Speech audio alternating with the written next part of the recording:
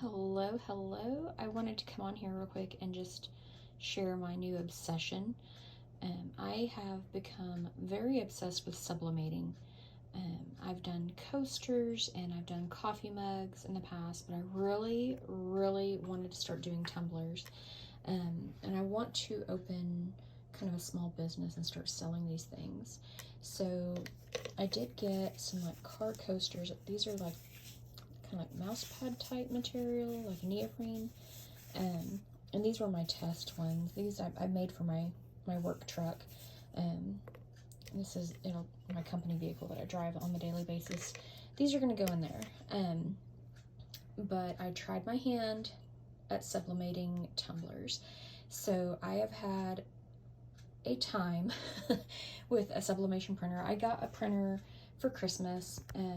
My boyfriend bought me this printer I wanted, and I converted it. It was an EcoTank, and I converted it, and it worked up until the beginning of March, or I'm sorry, July. So right after we got back from vacation, I always did a test print on it, and every week just to keep the nozzle heads clear and going.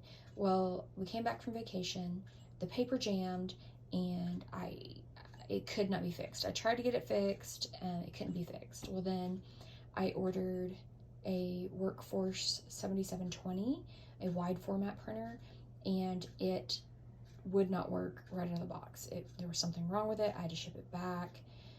It's just been an ordeal. So I did get the Epson SureColor F170, and this is an actual sublimation printer by Epson. It's not a converted printer, it's an actual sublimation printer, and so far I love it.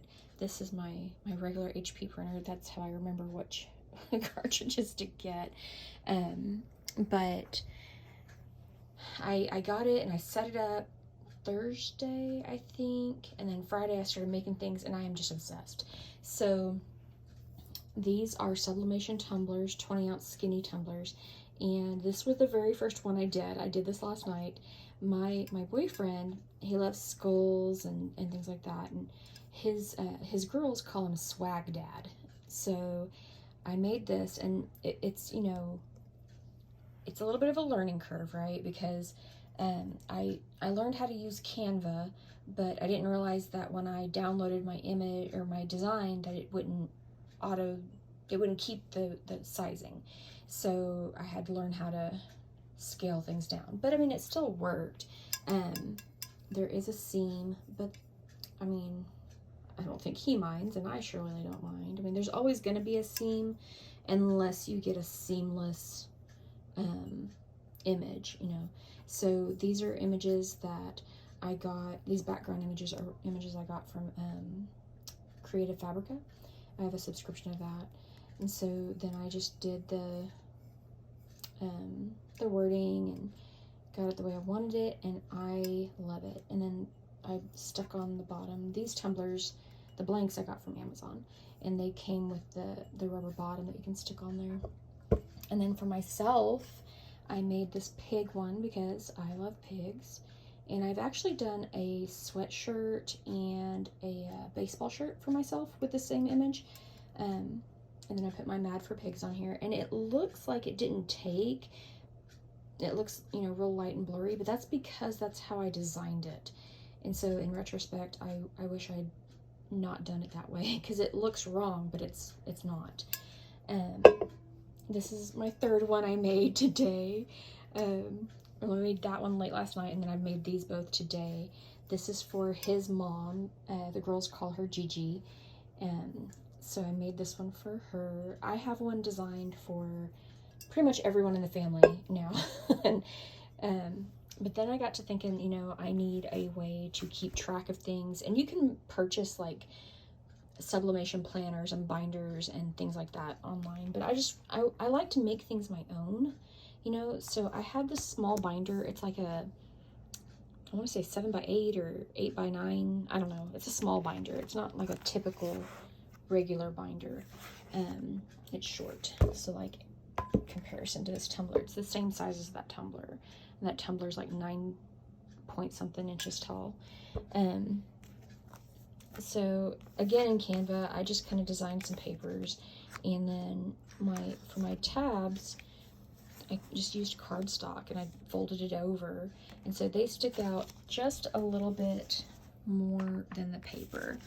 But this way I can write down YouTube channels that I like to follow, Facebook groups, things like that, different settings for different material, like, you know, so I can put what material it is, what the blank is, and the temperature. So like, you know, if it's a tumbler, what temperature and pressure, or what, you know, how long or whatever. If it's neoprene and it's a coaster, you know, if it's cotton and a t-shirt or whatever. That way I can keep track of all those things. Because I do use the heat guide, the Cricut heat guide, but that isn't always, that's not correct for everything. Different fonts that I might like to use from different places. Supplies, where I'm going to order different supplies, because I won't get the same things. I won't get things from all the same places. Just notes that I need to take or make. Projects, so projects that I want to do. So then I just created this page so that I can have whatever the type of product is. So if it's going to be a tumbler or a shirt or a coffee cup or a coaster or car coaster, phrase, just different notes. I want to sketch it out, and then more notes. And then my wish lists. So I don't know if this will be my wish list, that things I want to order, or if I want to put down things that people want, like orders maybe. I don't know. But I just wanted to put something together to kind of keep me organized, and because if I don't, it'll be a mess. My craft room is a hot mess right now. We just had a garage sale to get rid of a bunch of stuff. I was really proud of myself. I've got stuff that I have hoarded for years upon years upon years. I almost got rid of my cinch, but I'm glad I didn't because I used that to, you know, to punch the holes for this. But I just thought I'd share. Hopefully I can get my little small business up and going soon, and I'll be sharing more.